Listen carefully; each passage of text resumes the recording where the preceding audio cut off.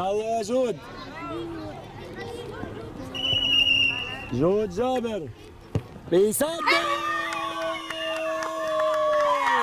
برافو يا جود.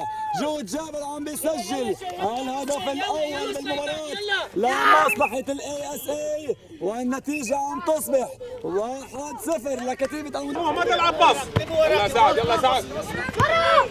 ملعوبة على الجهة الثانية. غدي بيحاول، غدي راح انطلق. طلع من هون غدي طلعها يا غدي.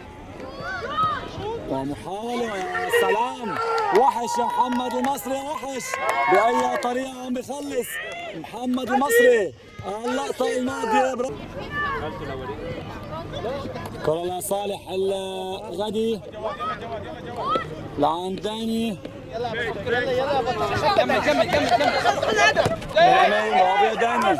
راح لعلي قاسم. علي بيحاول، علي ملعوبة على الجهة الثانية. هذه خطيرة. عبد الله سليمان عم بيسجل هدف ثاني لصالح الاي اس اي. برافو يا عبد الله. الله عليك يا عبد الله. عبد الله سليمان عم بيسجل ثاني الاهداف. اصبحت النتيجة 2-1 لصالح الاي اس اي. برافو عبودي.